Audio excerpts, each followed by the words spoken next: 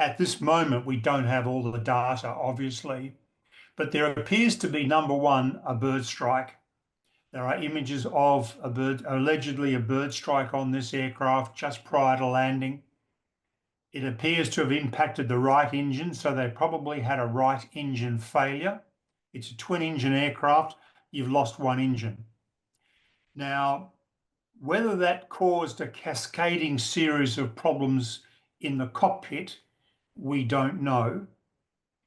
But for whatever reason, the undercarriage of the aircraft has not been lowered.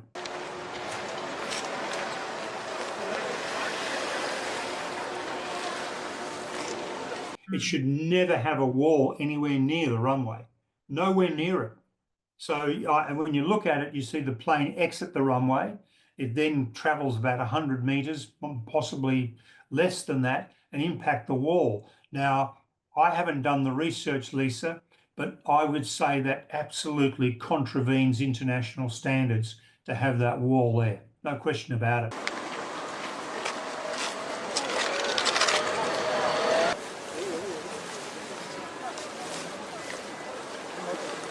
If they were going to make an emergency landing with the undercarriage up, why didn't the fire tenders lay foam on the runway?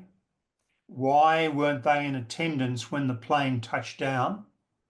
And why did the aircraft touch down so far down the runway that it had no chance of stopping before it exited the runway? And why was there a brick wall at the end of the runway?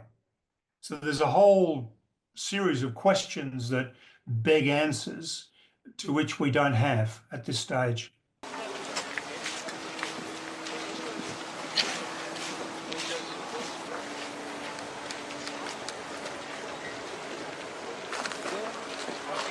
Some people suggest there could have been a hydraulic failure caused by the bird strike. I don't really see how that could be the case. However, even if there was, you can crank the undercarriage down with a hand crank. You can lower it manually. Now, whether the crew had enough time to do that, given the situation with the bird strike and the engine failure, how much fuel they had left, because they were on a long flight from Thailand, from Bangkok to Seoul. So they may not have had the fuel reserves necessary to go and hold off and crank the undercarriage down.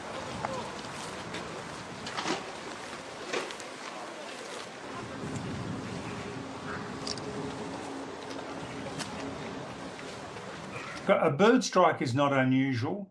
Problems with an undercarriage are not unusual. Yes, they do happen from time to time. Bird strikes happen far more often, but typically they don't cause the loss of an aeroplane by themselves. Now, the cockpit situation is something we just don't know anything about until we're able to get the cockpit voice recorder recovered.